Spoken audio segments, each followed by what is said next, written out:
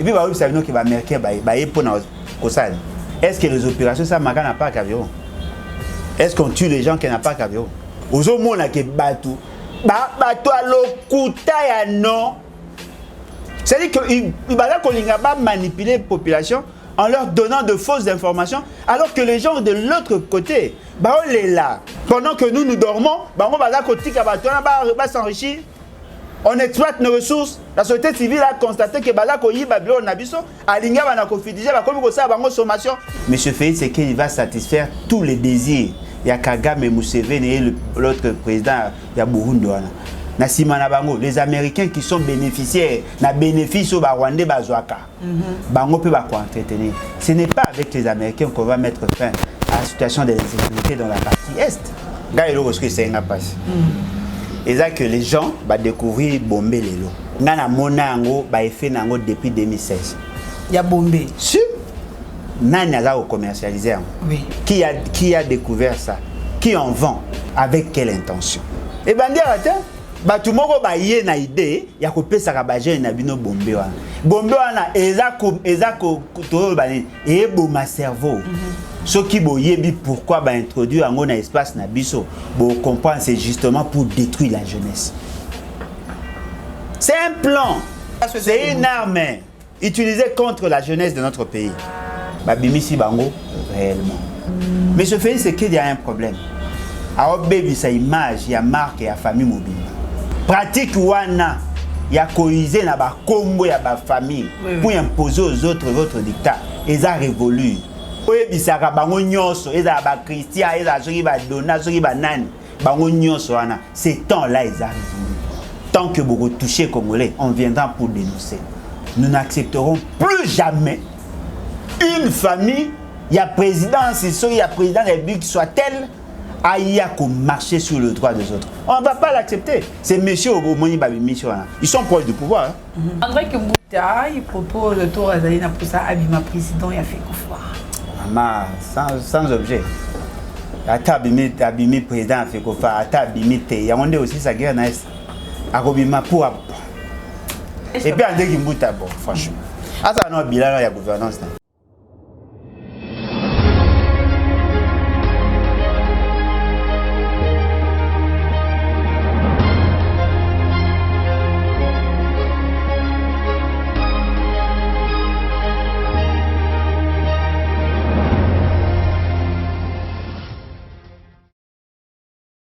Beauté Balandia Plus Claire Télévision, la chaîne de vérité, la chaîne qui vous informe à temps réel.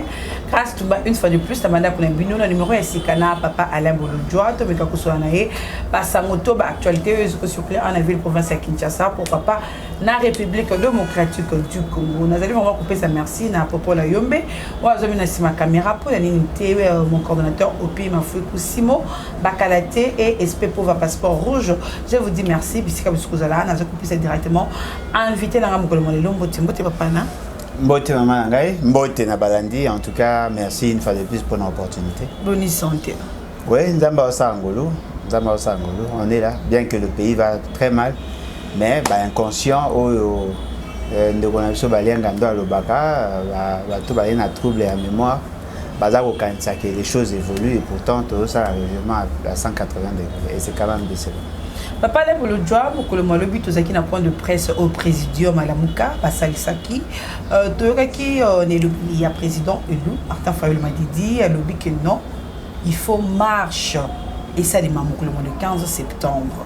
Pona, attaque, surtout gagner ma polémité, transparence, est-ce que vous allez m'apprendre Miwana? N'habitez sur que vous allez surtout soutenir Marchouana, vous allez contre Marchouana. Nous allons soutenir Kouloutou Martin Fayol. Mais nous allons soutenir Nyonso Yaza au Salaté. Au moni, lorsqu'on se pose de mauvaises questions, on risque de donner de mauvaises réponses. C'est-à-dire quoi? C'est-à-dire que Kouloutou Martin Fayol, à ça qui proposition, il y a loi portant organisation et fonctionnement à CENI. Et puis à ça, les propositions à loi électorale.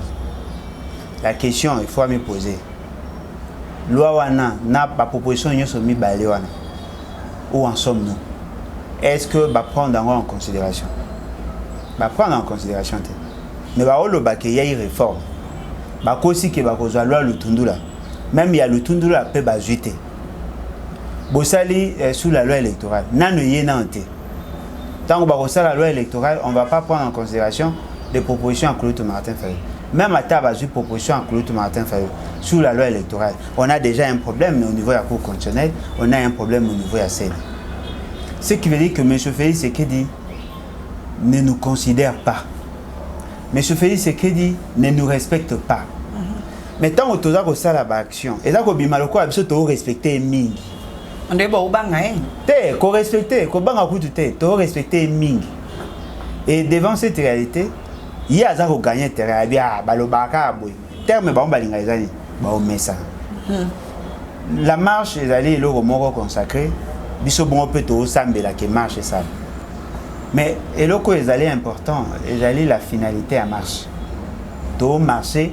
pour nani so il to marcher pour ta ça fait c'est qu'il y a eu que la biso mawa c'est pas intéressant so il to marcher pour tout le qui s'attend à faire c'est qu'il y a mon absolu que to marcher c'est pas intéressant nous devons marcher sur des questions où ils ont touché l'état avec une position fixe tout boyer le robot nous marchons pour tout boyer le robot mais arrêtez moi boboy bosali proposition boboy on va pas nous prendre au sérieux mais moi Alain Bolodja na ko senga na batu ba marcher et pour vous appeler la marche na ko senga batu ba marcher na ko sa mobilisation que batu ba que marche mais avant na ça là il faut na kutana ko to Martin Fayulu to a préciser nga parce qu'il y a za mokolo a préciser ngai où voulons-nous aller et on va aller en non, 2023. Non, mais c'est ça, ce qui veut dire que je ne viendrai pas. Oh, pourquoi pas? Tu sais, ce qui est dans l'élection, c'est qu'il a triché d'avance, ça ne sert à rien. Na bomba énergie, na ngata, na koyo komata livre, na sarta bilanga. Ça ne sert à rien. Ça c'est accompagné, mais je fais ce qui est na trône de gloire. Si nous voulons les changements, il faut que tous dans la position fixe. Au moins, Claude Martin Fayulu, c'est un homme de valeur. Azali na philosophie ya ba homme d'État. Ceux qui ba ambassade ba lobby, ceux qui ba fandi ba ninga ba lobby, ceux qui ba lobby, ceux qui ba to ba za ko soutenir be ba za ko lo ba lobby, il peut prendre position. Mais na kati na ye mamba o sala esa lingao. Je doute fort. Alors salango parce qu'il veut se conformer à la logique morgue. Alors salango parce que c'est ça la norme. Mais vous avez en face de vous des gens qui n'ont pas les normes. Vous avez en face na bino bateau ça que l'autre. Bino bo kende na esprit ya bateau. Moi à force à kolinga kolakisa koza homme d'état. Ba okasa un toza en déphasage. Je te cache moi, je veux te protéger. Bon, je ne sais pas mais connaissant Claude Martin Fayulu. Sincèrement, je ne le vois pas en hypocrite. Oui. Sincèrement, Azam Moutoumoro a d'aller ouvert, il sait respecter les partenaires. Ceux qui ont qui n'a pas ça protéger Félix, c'est qu'on allait les sentir. Mais pas si les alliés. D'abord, qui sont derrière Martin Fayulu? Oui. Et les bateaux sont frustrés. Ils sont majoritaires. Babiso, bateau, tout ça, Kanda. Mbogé tambo amabe, tout c'est belé. Collègue, vous imaginez. Vous imaginez que les combattants partout, qui peut aider la République à résoudre le problème. Tout va jeter regard. Même bateau va s'aller rassembler qui va l'ingaraiter. Chaque fois, Martin Fayulu, il devait faire ça. C'est-à-dire que tout le monde pense qu'il peut faire, il peut jouer un rôle prépondérant pour résoudre le problème. Mais de l'autre côté, les puissances. Naébité, tant que menace à Bango, tant que non, ils doivent prendre le courage qu'ils ont en face d'eux. Au Bobenga, ils ont dit sacré. Ils ont l'association des bandits. Mais ils ont dit sacré. Ils ont l'association des bandits. Des gens qui ne respectent aucune norme. Logique n'a bango, les alliés logique à rue. Logique n'a bango, les alliés logique à muscle. Logique n'a bango, les alliés logique à confrontation. Si vous avez une logique n'a bango, ils ne vont pas vous écouter. Il y a au moins un Claude Martin Fayulu, mais moi qui homme d'État à comprendre qu'il a en face. Voilà, oh, trouvez-moi bien. Azon a payé na molimo tanga ndeko betaka babale kala wana na bachangu kuna muninga kwesi yo po kwesi abuki yo landi po buki. Moi so aucun la logique là. Mais c'est qu'il va comprendre. Il pas moi ngenge. C'est ce qui pas moi ngenge. Après ko longa yo koma na limite, après longo limite gombe après gombe limite. Ah, moi, bon, qu'il y a une logique, à comprendre les binots très bien. C'est-à-dire quoi? C'est-à-dire que nous ne voulons pas qu'il y ait sa population à Baba, Baba copier. Non. Aïe, la population advienne que pourra. Moi, je suis une population à préparer. Aussi, une population, tout ça là-bas. Mais, en attendant, tout est non là-bas. Population à Kim. Mais ce que sur la logique, élection, proposition. Non. Arrêtez un peu avec les propositions. Toye en face de nous, c'est une association de malfaiteurs, une association de bandits. Vous se comporter en tant que tel. Au moins, modèle. Quand il était en face de Koulouna, vous voyez comment il s'est comporté? Ça se comporte plus que même Koulouna. Voilà. Pour ceux qui a sali beauté, tout ça a été. Kouloutou Martin Fayilou, c'est le politicien le plus populaire dans le Congo. Quand je suis à l'homme, il y a province. Non, Papa Alain, il faut appeler Martin Fayilou. Papa Alain, il faut soutenir Martin Fayilou. Papa Alain. On m'appelle de partout. Na bato à Poto, na bato à Congo, bato tout à Benganga. Mais Naïf Sabango, oui, je le soutiens. Mais il y a des choses que moi, je suis intransigeant. Ce qui est au yoka, dans le but de ça, on a la lingue. Mais il y a moi comme modéré. Parce que le logo, le Kouloutou Martin Fayilou, Papa Nganda Koufa. Oui. Bon, moi, qui va combattre, va commis. Disperser. Nous, toi, on va canaliser, c'est ça. Mais bon, on va s'engager. À moi, dose, il y a 20. Au lieu que il y a qui s'en des doses, il y a 20. Moi, l'alcool est matin. Et donc, on va s'engager au moins. C'est-à-dire que tout fan combattant, biso modéré, prince et consort, Kouloutou Martin afin de biso nyoso. Toyokana sur ce que nous devons faire. Biso modéré, radicaux, et na bango, toyokana, que chacun puisse céder une partie de son option pour qu'il y ait porté la responsabilité, qu'il fasse ce que le groupe va décider. Pour ceux qui ont dit ça, moi je suis prêt à soutenir Kouloutou Martin Fayilou, mais pas dans ces démarches-là. Ok. Merci beaucoup, Papa Lebolo Joa. Tout le monde a le président, on va faire les caméras. On va tout le monde a une na moi na Mboka Christian qui sait qu'il dit il se permet de tout. Atako to Congo to zanga Mobutu Saddam Mobutu basala makambo ya société ko bimisa batu bandako ko zabandako batu ko sala nyonso wana c'est quoi c'est y a un état de droit on dit ba mona kaité na makambo. Bon, je crois que la question est allée pertinente, c'est par rapport à une vidéo qui a circulé. Je vous confirme ici que Baton va bien servir parce que j'y étais. Ok. Il y a une avenue Bobozo. Moi, je suis à Ipen. Aussi, ici, clôture, il y a l'université. Au commune à niveau, il y a station, il y a Snell, école EDAP, avenue à Soko Longé, au Leki, avenue à Liboso, Mama CC, au Poussani, au commune à Bemani, au Leki, à Souka, clôture à Bemani, impasse, Moro, Basala, ces gens-là sont sortis de là. Babimisi Bango, réellement. Mais déclaration au lobby qu'ils avaient M. Christian Tshisekedi. Ils allaient Toyo qui a un pour mouton à lobby. Ce qui est à solo, nous condamnons. Ce qui pèse à Lukuta, nous condamnons aussi sa déclaration. Parce que au moins, le remords est vrai. Oh, Tony Toloba. Mais ce fait, c'est qu'il y a un problème. Alors, baby, sa image, il y a marque et la famille mobile. Et dans la tête que parce que nous combattons Félix Tshisekedi, même si Christian Angon a bien pété, Christian a sali ma bête, celui qui a lobby a sali ma bête au crucifié. Non, il a aussi droit à la défense. Mais l'autre, ils allaient dire que pratique wana, il y a coisé dans la combo, il y a la famille, pour imposer aux autres votre dictat. Ils ont révolu.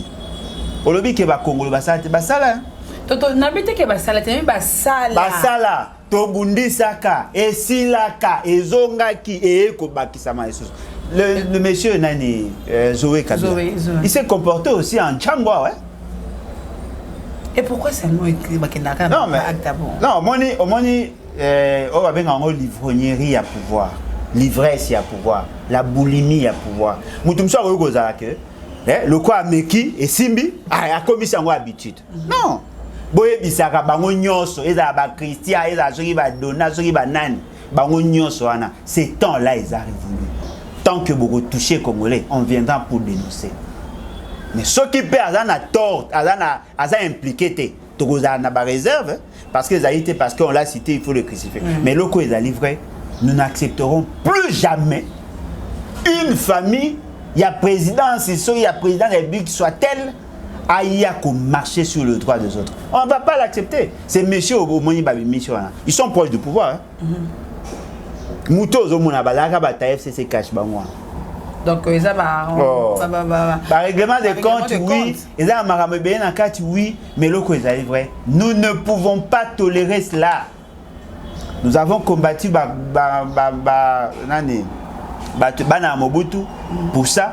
On a combattu Bana Laurent Désiré Kabila pour ça. Parce que on peut t'en bagarre, c'est qu'à moi, pour ça, ba beauté la rabat, banda que ba papa belé na quartier na ngana ipen et belé ba kufa pa beauté ba. Pour ça, ba eko ya isusu na Zoé Kabila, il est pas comme le quoi à Django.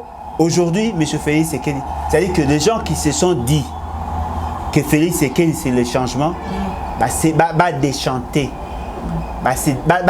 c'est tromper, comprendre que c'était pas ça. Donc, il faut que Biso de tous mobiliser. Tombe kakotala na kati soki problème wana ezali ndenge nini parce que ba élément musu pe toza ko maîtriser te soki tozu ces informations là nous devons soutenir ces familles pour que bazonga na ba droit voilà affaire Bombé drogue moko vous avez ko beta autrement mais tout makasi vous avez vraiment ko baby ça vraiment ba jeune ma elo ko ne pesinga pasi makasi ne so pesinga pasi to esengo pour toi que non monsieur le président ma comme sur les kanaka alba qui non ayeba ngoti ayeba ngokaka na retard mais na réunion de ministres au Selemaki le président quand même a souligné affaire Bombé il faut nani même taper ces informations pas habiller ba information à Congo ayeba on a sima mais il est vrai gars il est ce que c'est un passe et ça que les gens va découvrir Bombé lelo ngana monango ba effet nango depuis 2016 ya Bombé si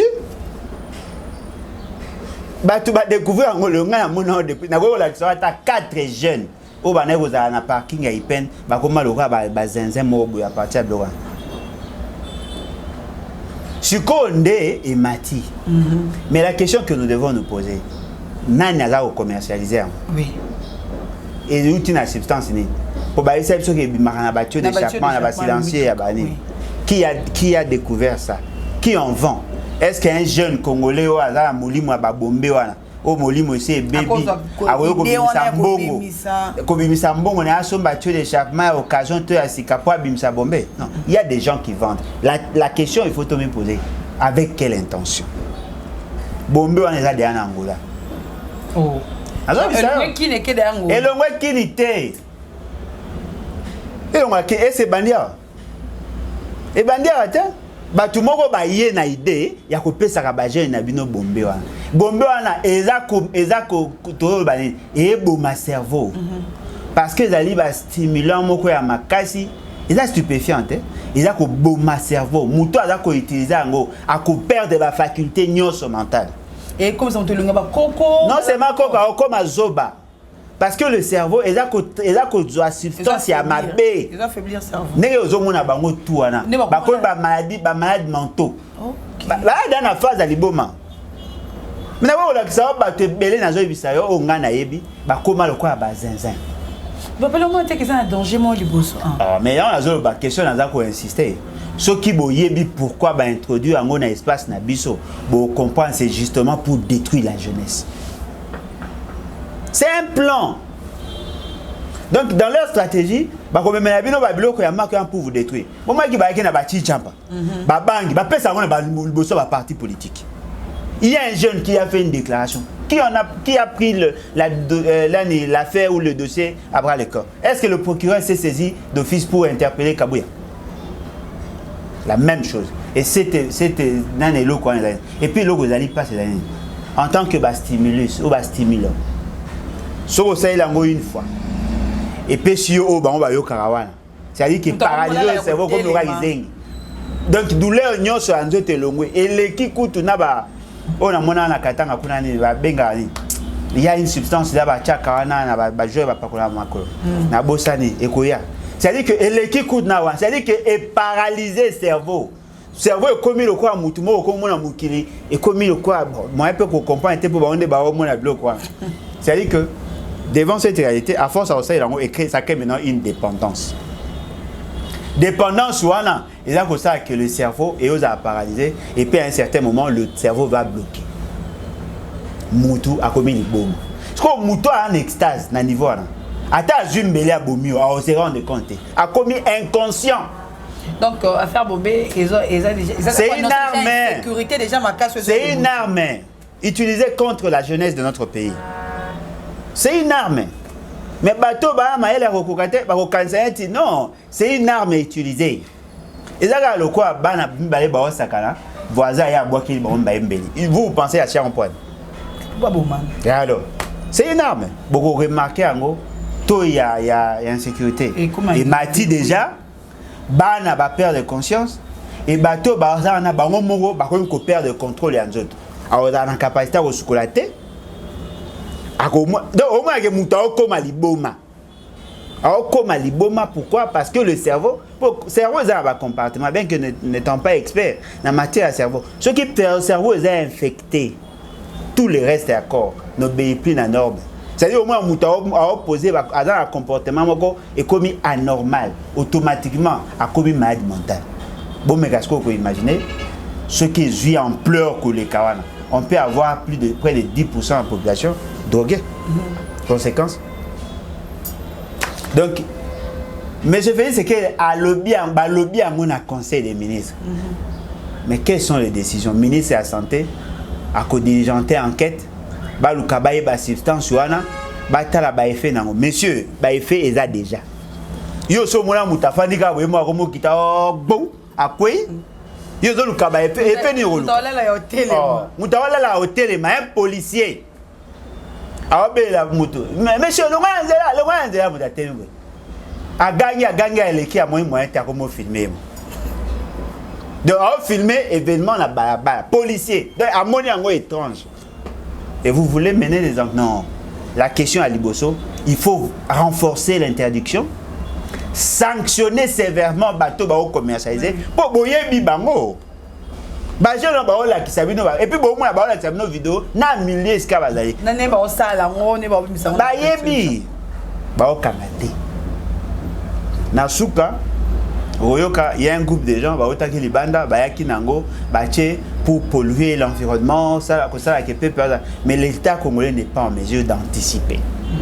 Bano nyoso bazui wana bazui o ba omela ba bombe wana centre d'intoxication et en plus ça va vraiment pas jeune mineur peut les sous hein centre d'intoxication ils wapi mais je fais c'est que dit tant que Albert on a conseil des ministres est-ce que va envisager qu'on crée centre d'intoxication pour battre déjà baza déjà infecté si ko bino lo ni bo ça pour que bo récupérer centre d'intoxication ils wapi Bogo ota na nene CNPP.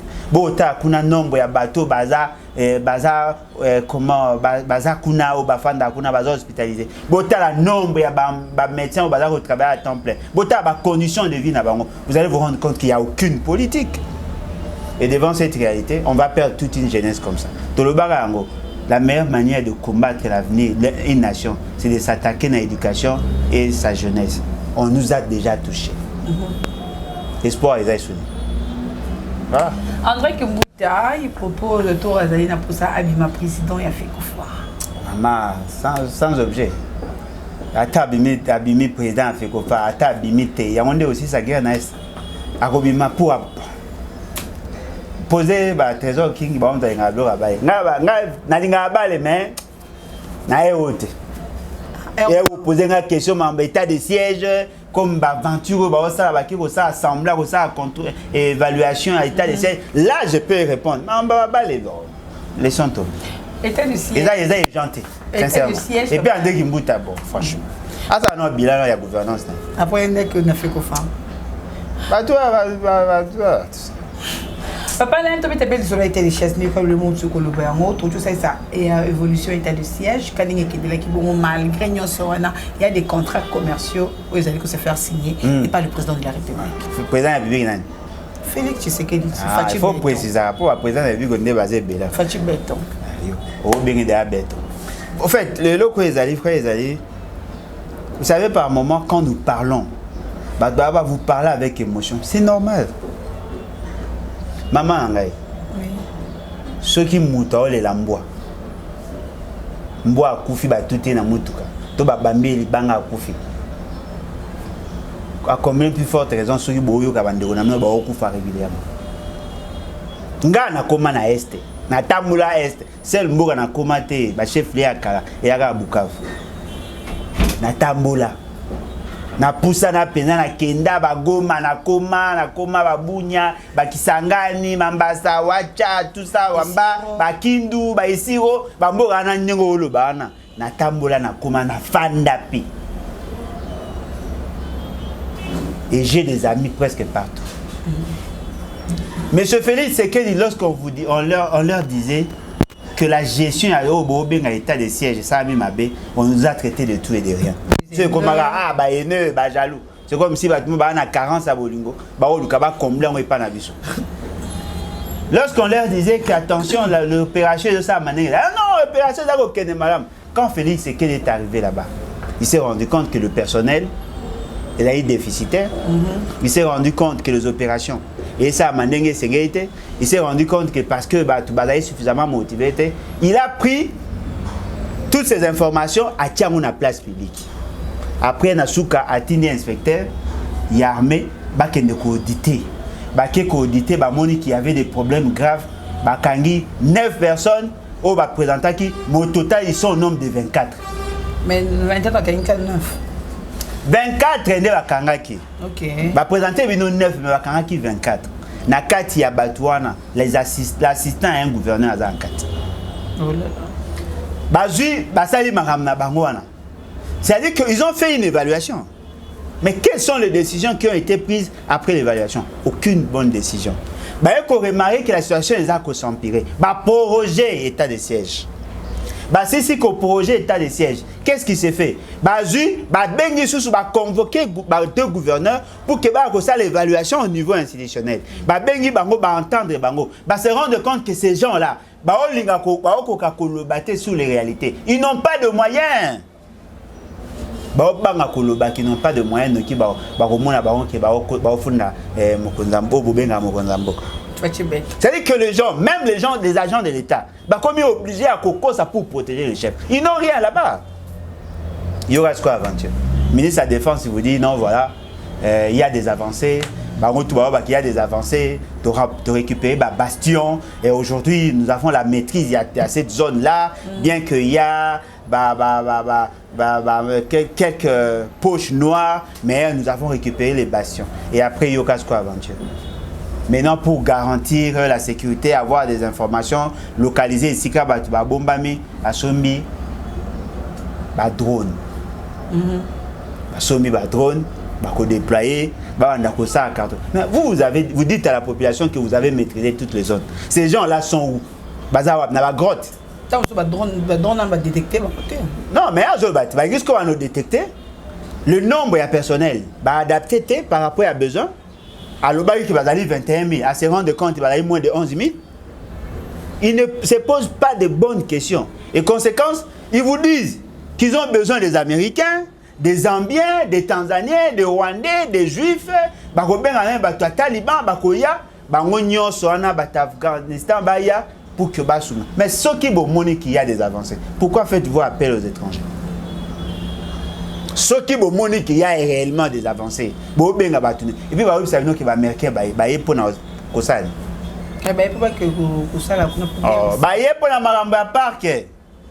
Oh, maman, toza boko yokat.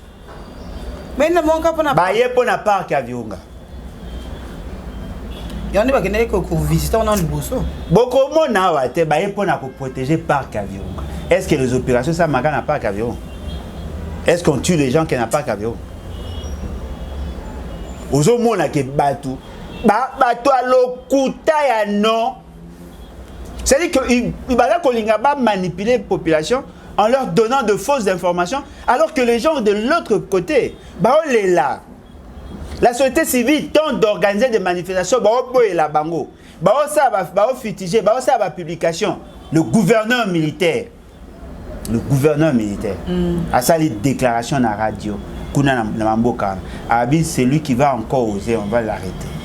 On menacer les députés provinciaux, on menacer la société civile. Pour une non, mais pour que vous ayez information. Pendant que nous dormons, on va s'enrichir. On exploite nos ressources. La société civile a constaté que Bazako yi Babylone Nabiso, Alinga Banako Fidije, Bakomi Kosa Bango sommation. Il y a des vidéos. Babi Mouto a dénoncé. Mouto a empêché l'état de siège est réussi, on va l'arrêter. Oui. Vous imaginez? Boboté du contrôle citoyen, Botiki Bokonje pas militaire. Militaire en connivence avec soi-disant Nabino. Tout ces faits-là, c'est fait contre le peuple. Tracasserie les alliés. Le gouverneur militaire, pauvre messieurs, a eu le moyen de soutenir l'opération, de sommer le carburant, de couper sa dotation. Il n'avait pas d'autre choix que de se rabattre sur la population. Comme il rançonner le peuple. Droit de passage, que les cas avant les cas, il faut tout un bon. Et côté caboté, il faut. C'est-à-dire que va créer un taxe parce que on a posé un bon. Ce fameux parlement de la honte va convoquer le ministre de la Finance pour qu'il va poser des questions sur la situation financière et l'état de siège. C'est maintenant les lots de Baobenga, les lots de Baobenga. Maman, état de siège, ça fait combien de temps? Plus de 3 mois. Déjà, c'est maintenant que vous parlez de la. Siko ne bobeta masola mbongo. Siko ne bobeta masola mbongo. C'est-à-dire que tous ces gens-là, les militaires, les policiers, oh botini bango na front. Siko ne bobeta masola mbongo. Boyebite ke bana basi. Boyebite ke bana bana. Non mais attendez. Botini mutu na guerre pendant 3 mois, 4 mois, 5 mois. Lelo bobeta masola mbongo. Maman, tout mata tout kita. Il n'y aura jamais de paix sans la police, sans l'armée, sans les juges. Mais bon, ça il faut respecter Bangot. Bon, si bana battu, bon tini bango na front. Les lobos bête ma sola bon. Na bana ko ba ke ba policier ba ça ba 3 jours 4 jours à l'état au lenga. Ba pese munduki. Ba pese munduki. Ba pese masasi. Et puis bon remarquer, bon luka information, on a beau vérifier. Ceux qui va bomber 10 ADF, bah au moins 2-3 armes. Ce que ADF armes ne vont pas. Ah maman, ces gens-là, bah tout bah ça tuerie kuna bah groupes armés sont armés. Stratégie est commise au bombier, au ripe munde au teki. Oh oh. Tozawa, na obi sabino ngai na solola na bato ba na est. Donc ba te ka minduki za ba soda na biso. Maman, ba bomi 12 personnes, ba kuti 3 minduki. C'est simple, Luka Muto a couvert le côté minduki à non? C'est-à-dire que ba créer occasion pour créer mafia. Oh ça makune ezali mafia. Mboka na biso mboka eza kopola. Bato baza ko linga ko comprendre mais le pays se meurt. Mboka eza ko kufa, eza ko kufa. Mais tu vas comprendre. Soda, ou à Kekuna. Bana bino va payer ça $12.5. Va habiter à $20. Bon look information. Bon look information. Et comme même pas 20 000 francs, 25 000. Il y a $12.5. $12.5. $12.5. $12, 25 000. 25 000 francs, oui. Là, $12.5. Ok, va payer ça $20. Faux. Bana barrière, il y a solde. Parce que tu n'as pas province nyonso. Kuna nkati to bien abande kote. Insécurité za makasi. L'information dans l'image gérée. Bato ba oboma population, bango wana peka ba partenaire crédible. Bato baza ko alimenter ba groupe wana, bango ande ba frère. Biso ba to lela to senga kimie ko ta mboka biso ne to ba ene, biso ne to ba ndoki. Boniko ce qui va comprendre